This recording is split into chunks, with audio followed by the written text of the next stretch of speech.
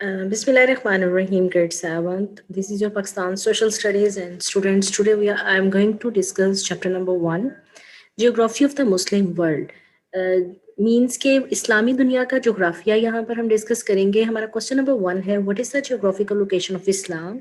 इस्लाम की geographical location क्या है, यानी इस्लाम की इस्लाम हमें यानी दुनिया के अगर हम नक्शे पर देखें तो हमें कहाँ पर किस तरह से नज़र आता है. तो उसको समझने के लिए हम यहाँ से देखेंगे. Adherence to the Islam is a global phenomena. Muslim predominate in the some 30 to 40 countries from the Atlantic eastward to the Pacific and along the belt that stretches across northern Africa into Central Asia and the south of the northern region of the Indian subcontinent. अब जब ये जितने भी हमने यहाँ पर regions की बात की है, अब यहाँ से आप देखो कि जब वो कहता है कि Atlantic eastward to the Pacific, यहाँ पर अगर हम एक छोटा सा देख लें, हम सबसे पहले इसमें डायरेक्शंस देखेंगे. This is your east to west and this is your north and southward. अब एटलांटिक की जब हम बात करते हैं, this is Atlantic ocean. Atlantic ocean के ईस्टवर्ड से लेकर ये ईस्टवर्ड बनेगा यहाँ से एंड ईस्टवर्ड टू जा रहा है यहाँ पर टू द पैसिफिक ओशन, यानी एटलांटिक ओशन से हम देखेंगे पैसिफिक ओशन तक. पैसिफिक ओशन हमारे पास यहाँ पर आएगा एंड फिर हम देखते हैं along the belt stretches across. अब इसी बेल्ट में हम क्या देखते हैं कि स्ट्रेचेस अक्रॉस, यहाँ पर देखें कि एटलांटिक ओशन जो है वो ये पूरी की पूरी ये जो ग्रीन एरियाज आपको नज़र आ रहे हैं, ये सारा का सारा ये इस्लामिक कंट्रीज आ रहे हैं.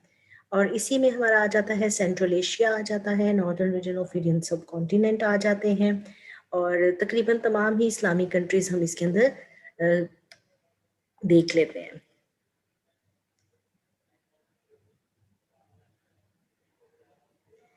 And look at the second question, name some Islamic countries of Asia. Yes students, there is the question number 2, name some Muslim countries of Asia. Asia के मुसलमान ममालिक के नाम बताएं. Islamic countries including Pakistan, Afghanistan, Iran and Saudi Arabia, etc. Other countries may have large Muslim population like India. And move to the next question, question number 3. Name some countries of the world which are not Islamic countries but Muslim live there in great numbers. उन ममालिक के नाम बताएं जो मुसलमान मुल्क हैं पर लेकिन वहाँ पर मुसलमान मुल्क नहीं है लेकिन वहाँ पर मुसलमान एक बड़ी तादाद में रहते हैं. There are some countries of the world which are not Islamic countries. कुछ ममालिक ऐसे हैं जो इस्लामिक कंट्रीज नहीं हैं but the Muslim live there in a great number like Sri Lanka, China, America, Britain and France. These are the name of these countries. And what is the total Muslim population in the world? मुसलमानों की total population क्या है दुनिया में? Overall there are about 1.8 billion Muslims in the world. And overall जब हम बात करें दुनिया में तो तकरीबन 1.8 बिलियन मुसलमान रहते हैं. What similarities and differences do you find among the Muslim of Islamic countries? There are the similarities. They have the same religion, faith, Islam and follow all the 5 basic terms of Islam.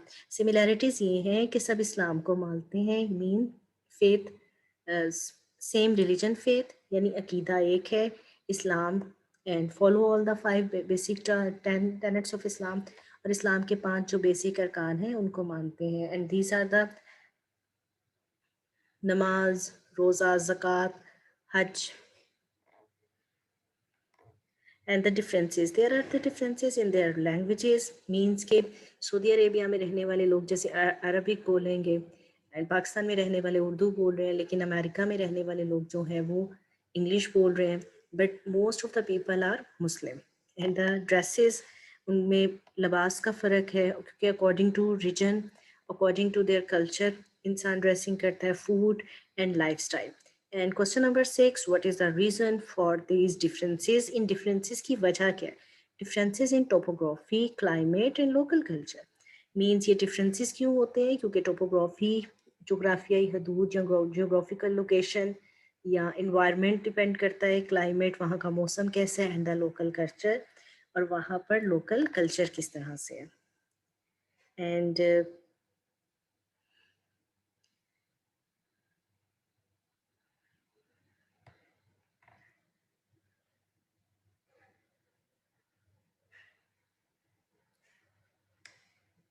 and there is the uh,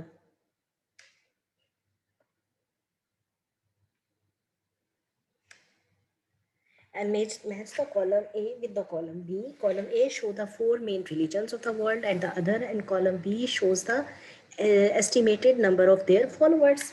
अब column A को column B से जब आप match करोगे तो आप अपनी book के पेज नंबर 1 पे देखोगे कि वहां पर ये पूरा चार्ट बना हुआ है कि कौन सा रिलीजन कितनी परसेंटेज में है. So we will match the Buddhist हम देखते हैं कि 6% के साथ है, and the Hindus, they are 14%,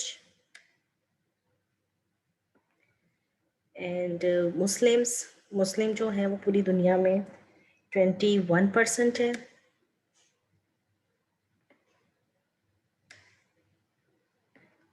Christians की जब हम बात करें तो Christians 33%,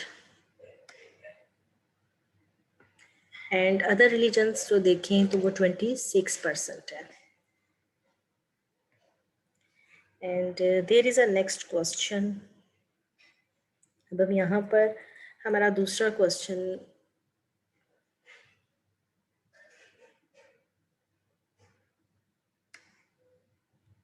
yes, the second question is choose the correct answer. Most of the Muslim countries of the world are located in desert and scrubland, rainforest, temperate grassland and tropical grassland.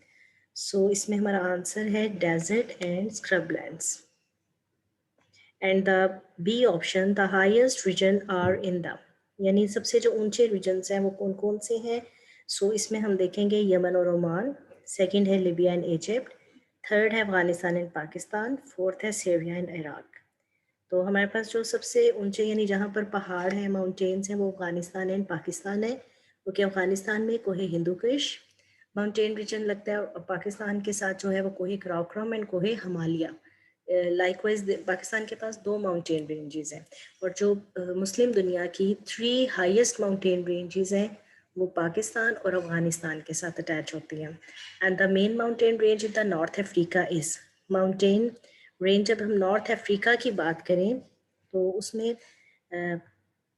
North Africa के पास जो है वो Atlas range आ जाती है. Okay, क्रोकरम, Himalaya and Hindu Kush, ये ranges आती हैं Afghanistan and Pakistan के साथ. अब हम टेम्परेट ग्रासलैंड की बात करें.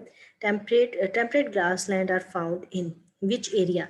अब हम टेम्परेट ग्रासलैंड की जब हम बात करते हैं कि कौन सी एरिया में है, तो Malaysia, Sudan, Saudi Arabia and Central Asia. तो ये सेंट्रल एशियन कंट्रीज में आते हैं temperate grassland. And there are the tropical rain forest in South Asia, South East Asia and the Middle East and northern Africa. तो ये हमारे पास tropical rain forest यानी जहाँ पर बहुत ज़्यादा हरियाली है, सब्ज़ा है, या बारिशें होती हैं और जंगलात हैं, वो साउथ ईस्ट एशियन कंट्रीज़ में आ जाता है. एंड लास्ट क्वेश्चन है हमारा question number 3. Fill in the blanks. The river Nile is in Egypt, Sudan. River Nile जो है वो इजिप्ट, सूडान में है. And the Tigris and the Euphrates flows into the gulf, and the river Indus flows onto the Arabian Sea.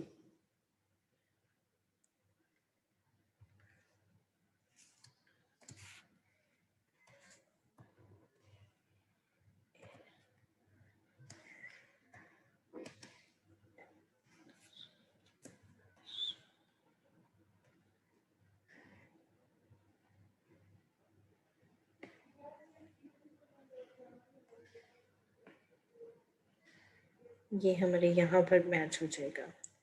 And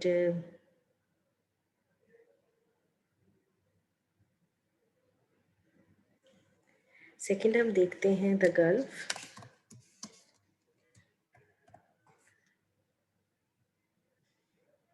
ये यहाँ पर आएगा the Tigris and Euphrates flows into the gulf region. ये Sudan में जो है ये दरमियान में एक लाइन है जो कि इजिप्ट एंड सूडान को आपस में डिफरेंट कर रही है, that is not L. And the river Indus flows in Arabian sea. यहाँ पर ये बता रहे हैं कि कौन कौन से समुद्रों में ये वाले जो रिवर्स हैं या इस तरह से ये गिरते हैं. एंड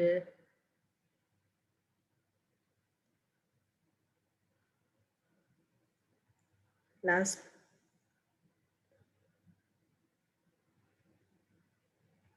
यस, लास्ट हम देखते हैं, हमारे पास आ जाते हैं right the physical features of the Muslim world.